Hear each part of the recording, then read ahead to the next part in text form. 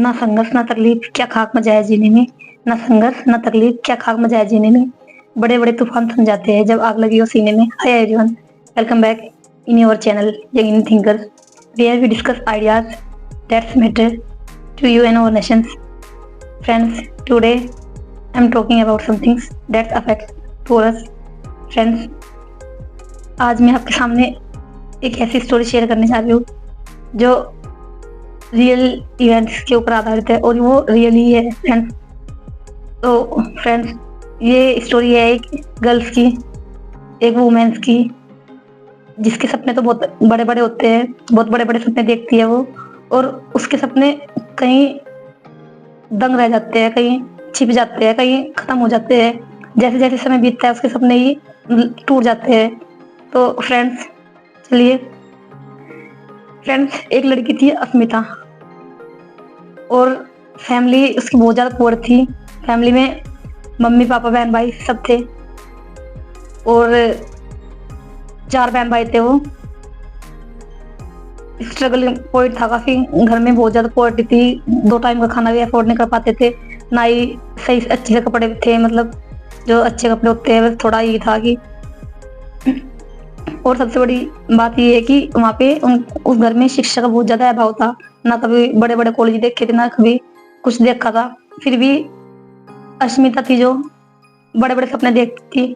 हालांकि घर में कुछ था नहीं, ना ही तो अच्छा का घर था, बस घर भी ऐसे ही था, टूटा फूटा कच्चा का घर था, जो बारिश आती थी और बिल्कुल बहुत ज्यादा टपक जाता था। फिर भी सपने थे, हिम्मत थी, जज्बा था जो सब कुछ करने का। तो जैसे जैसे समय बीतता है फ्रेंड्स, तो बचपन में भी बड़ा बड़ा होता है उनका। जैसे जैसे अस्मिता बड़ी हो रही थी तो ऐसी घर की जिम्मेदारियां, पढ़ाई लिखाई का खर्चा डे बाय डे बढ़ रही थी, और सोर्स ऑफ इनकम कुछ था नहीं घर में, पर फिर भी सपने थे, हौसले थे, सब कुछ था। आई एम सॉरी फ्रेंड्स, थोड़ा ये स्टोरी मुझे भावुक कर रही है। तो फ्रेंड्स, जैसी उसके बहन भाई जो बड़े भाई थे और पेरेंट्स थे वगैरह मजदूरी करते थे, और मजदूरी करके उस लड़की को पढ़ाया लिखाया। चलो ठीक है, जब तुम्हारे सपने हैं तो। बेचारी पढ़ी लिखी वो पढ़ी 8वीं 10वीं की, ऐसी सरकारी स्कूल में पढ़ाई लिखाई की। तो सरकारी स्कूलों में आप लोगों को पता है कोई फैसिलिटी वगैरह होती नहीं, नीचे बैठा के ऐसी पढ़ा लिखा दिया जाता है थोड़ा बहुत। ना ही तो उस स्कूल में पेरेंट्स ध्यान देते और ना ही टीचर ध्यान देते। तो ऐसे ही चलता रहा उसका बेचारी का। फिर और भी बहन भाई थे जो पढ़ना लिखना चाहते, लेकिन उसकी ज्यादा रुचि थी पढ़ाई में। फिर उसके बाद वो जैसे जैसे करके 8वीं कर ली, 10वीं कर ली, फिर 1-2 बार फेल भी हुई बीच में, जब नहीं कुछ समझ में आया, ना टीचर उसका ना कुछ कर, लेकिन फिर भी सपने थे जज बता जो उसका कुछ कर। तो फाइनली फिर 12th भी कर ली। 12th करने के बाद में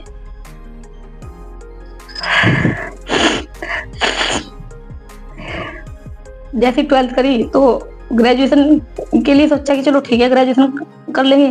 फिर वही प्रॉब्लम थी, घर में मनी की प्रॉब्लम थी, पैसा नहीं था, घर में सपोर्ट नहीं था कि किसी का किससे बात करे, किसी रिश्तेदार को पता ना कुछ था। तो अस्मिता को टेंशन होती थी कि भाई कैसे क्या हो पाएगा जब ग्रेजुएशन के लिए भी पैसा नहीं है घर में, और घर की कंडीशन इतनी खराब, और फैमिली है बिल्कुल, और ना ही तो सर पे छत है अच्छे से, ना ही कुछ है। तो जैसे कैसे करके उसने ग्रेजुएशन भी कर ली। तो जैसे ही ग्रेजुएशन वगैरह करी तो कर्ज वर्ज भी हो गया फैमिली के ऊपर। और कर्ज वर्ज होने के बाद में जो उसके बड़े भाई थे उन्होंने पढ़ना छोड़ दिया। चलो एक ही पढ़ लेगी घर में से, और जो छोटे बहन भाई थे वो पढ़ रहे थे। तो जैसी लड़की वो ग्रेजुएशन कर लेती है, थोड़ा कर्ज हो जाता है घर वालों के ऊपर, बिकॉज पुअर फैमिली से थी, और ना ही अच्छा खाना अफोर्ड था, ना ही अच्छे कपड़े थे। उसके बाद भी हिम्मत करी, चलो पढ़ लिख ली। फिर जैसे जैसे बड़ी हुई 20, 22, 23, 24 साल की, तो चलो फिर उसके बाद में वो घर की जिम्मेदारी उठानी शुरू कर दी। चलो छोटी मोटी जॉब कर ले, जॉब करके थोड़ा सा परिवार की तरफ अपना उसने सोचा कि चलो घर में मजदूरी कर रहे थोड़ा सपोर्ट कर लूँ, उस लड़की ने सोचा। तो जैसे ही वो जॉब करती है, प्राइवेट जॉब करते हैं कहीं पे फैमिली की रिस्पॉन्सिबिलिटी उठाने के लिए या अपने खर्च करने के लिए, तो 2-3 साल जॉब करती है। जॉब करने के दौरान ही फिर घर में टेंशन हो जाती है कि चलो भाई लड़की बड़ी हो गई है तो उसकी शादी करा दो लड़की की। अब ये है कि इतनी देर दुनिया की समझ थी नहीं अस्मिता को, और पहले तो मना ही कर दी थी शादी वादी से। फिर उसने ठीक है चलो ठीक है भाई, माँ बाप कह रहे कर लेंगे शादी, जब पेरेंट्स प्रेशराइज कर रहे हैं तो उसके पेरेंट्स ने बोला मम्मी पापा ने उसके कि भाई जो भी करोगे आप शादी के बाद ही कर लेना और आगे कर लेना जो भी करोगे। तो जैसे कैसे करके, पैसा तो था नहीं, फिर भी चलो शादी वादी करा दी घर वालों ने मिल के इधर उधर से थोड़ा करा के। फिर भी लड़की के अंदर सपने थे कुछ करने के, जज्बा जोश था कि हाँ कुछ करे।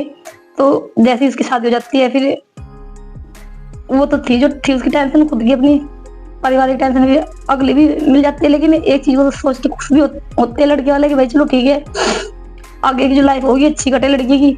तो हुआ क्या है कि जो अगली वाली फैमिली मिली वो एडजस्टमेंट नहीं कर पाई उस लड़की के साथ में।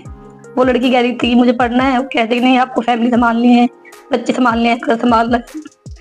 तो फिर और ज्यादा टेंशन हो जाती है कि लो क्या देखा था और क्या देखने को मिल रहा है। तो उसके बाद में फिर वो डिप्रेशन में चली जाती है। जो अस्मिता होती है बहुत ज्यादा डिप्रेशन में चली जाती है। डिप्रेशन में जाने के बाद में ना ही तो उसका हस्बैंड उसका अच्छे से साथ देता, ना ही उसके सास ससुर उसको साथ देते। इनफैक्ट उसकी फैमिली में उसका कोई साथ देता। तो फिर भी वो हिम्मत नहीं हारती। तो फिर वो अपने घर वालों से एडवाइस लेती है कि क्या करूँ, मैं इस तरीके से प्रॉब्लम आती है। अब क्या जवाब आता है घर वालों से, जो लड़की का माइंड होता है वहां से आता है कि भाई अब तो तुम्हारी शादी हो गई और फैमिली है तुम्हारे, तुम उस चीज को खुद मैनेज करो, तुम्हें क्या करना है नहीं करना है। सबसे पहले तो परिवार है, फैमिली है, और चीजें तो बाद में है। बस ये सब चीजें आ जाती बीच में। चाहे भले उसके साथ में उसका हस्बैंड मिसबिहेव कर रहा है, उसके साथ उसकी फैमिली कैसे मिसबिहेव कर रहे हैं वो मैटर नहीं करता था। तो जैसे जैसे समय बीत गया बच्चा भी हो गया। बच्चा होने के बाद में फिर और ज्यादा घर की रेस्पॉन्सिबिलिटी अस्मिता के गले पड़ी कि पहले पूरी फैमिली, फिर दूसरी फैमिली, फिर सपने अपने उसके जो था लाइफ में कुछ करने का। तो बहुत सारी चीजें ऐसी फेस करनी पड़ी, कभी किसी के ताने, कभी कुछ, कभी लो ये हालत हुई कि क्या क्या कर रहे। बस इन चीजों को सुनती रही बेचारी, अपने घर पे बोलती थी कि इस तरीके से प्रॉब्लम आती है। तो घर वाले कोई ज्यादा सुनने के लिए भी नहीं थे, बस वो कहते थे भाई वैसे पूरी फैमिली है इतनी दर्द, तो यहाँ पे तो क्या ही हो पाएगा, अब बच्चा है फैमिली है तो सब खुद संभालो, खुद मैनेज करो। जबकि क्या समझ होती है 25 साल की लड़की, 24-25 साल की लड़की, हालांकि समझ बहुत ज्यादा हो जाती है लेकिन तब आती है समझ। अगर वो अच्छी सिटी में रह रही है, अच्छी उसमें फैमिली में रह रही है, वहाँ पे सब, तो देहात में गाँव में क्या ही समझ आएगी। 24-25 साल की लड़की को क्या ही समझ आएगी, कुछ करने बस ये रहता है कि यहाँ कुछ करना है। लेकिन जब शादी वादी होती है, फैमिली आगे सपोर्टिव नहीं मिलती, तो और बच्चा हो जाता है, फिर और ज्यादा प्रॉब्लम बढ़ जाती है। तो उधर तो उसके बेचारी लड़की के सपने थे, उधर से इस तरीके की प्रॉब्लम थी। तो टाइम बस ऐसे बीत गया, टेंशन में ऐसे बीत गया। फिर फाइनली वो लड़की कोई डिसीजन नहीं ले सकी, ना तो अपने प्रति ले सकी, ना अपने बच्चे के प्रति ले सकी, ना अपने परिवार के प्रति ले सकी। फाइनली वो कोई डिसीजन नहीं ले सकी लड़की, और उस अस्मिता को उसके ससुराल वालों ने घर से बाहर निकाल दिया।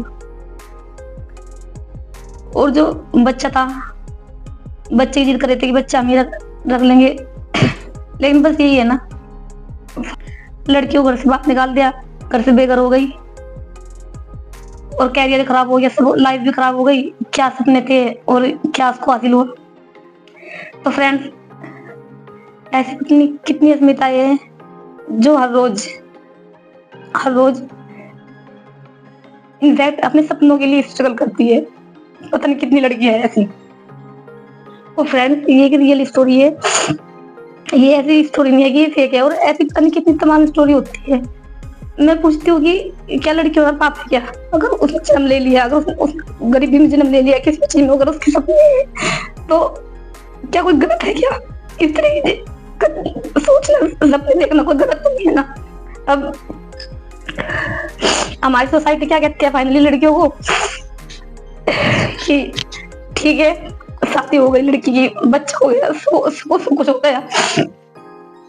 तो friends finally motive of story ये है कि ऐसी पता नहीं तमाम कितनी स्टोरियां है, और उन तमाम लड़कियों को क्या होता है जो सपने देखती है, सपने देखने के बाद उनकी शादी हो जाती है और उनको इस तरीके की चीजें नहीं मिल पाती, उनके अनुसार नहीं मिल पाती, तो जो कुछ करना चाहती है तो इन चीजों के लिए कोई आवाज उठाते है क्या?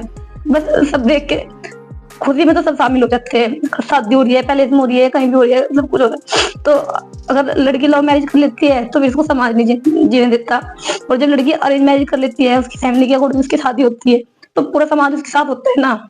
इनफैक्ट पूरा समाज उसके साथ होता है, सब उसके साथ होते हैं। अगर वही लड़की लव मैरिज कर ले तो समाज में पता नहीं कितने लोग उनसे मुंह मोड़ लेते हैं। भाई एक बात तो बताओ, जब उसकी अरेंज मैरिज हो रही थी तो समाज उसके साथ था, ठीक है, तुम लोगों के अकॉर्डिंग भी चली ना वो, तो फिर उसके साथ आगे कहीं तलाक हो रहे हैं, बच्चे हो जाते हैं, फिर तलाक हो जाते हैं, फिर वो घर से बेघर हो जाती है, कोर्ट कचहरियों में वहां धक्के लगते हैं, लाइन लगती है, तो फिर कहाँ से चला जाता है समाज?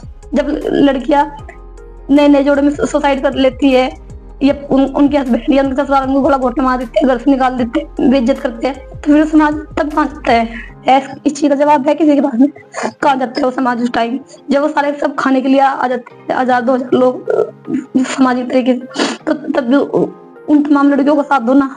तब क्यों नहीं देता कोई उन लड़कियों का साथ? तब भी दो, तब भी तो देना चाहिए ना। अगर लड़की की लव मैरिज हो रही है और संयोग से उन दोनों का टाइम अच्छा बीत रहा है तो कोई बात नहीं, लेकिन अगर टाइम अच्छा नहीं, उन दोनों की आपस नहीं बन पा रही, चलो जब भी आप लोग कह सकते हो भाई तुमने तो अपनी मन मर्जी के अकॉर्डिंग करी थी, अरे ठीक है, चाहे उसने मन मर्जी के अकॉर्डिंग कर लिया, तुम्हारे कर लिया, फाइनली शादी तो हो गई ना।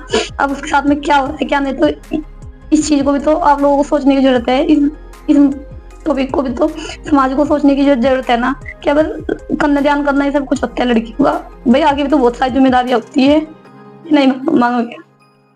तो फ्रेंड इस स्टोरी ने मुझे बहुत भावुक कर दिया है फ्रेंड्स, और मैं आप लोगों से और क्या ही बोलूं friends. Thank you friends, chat. अगर आपको मेरी बातें अच्छी लगी तो आप थोड़ा सपोर्ट कीजिएगा फ्रेंड्स, और थोड़ा कमेंट सेक्शन में मुझे मैसेज कीजिएगा कि ये बात उठानी चाहिए या नहीं उठानी चाहिए, ये सोशल इशू है या नहीं है फ्रेंड्स। थैंक यू फ्रेंड्स, जय हिंद।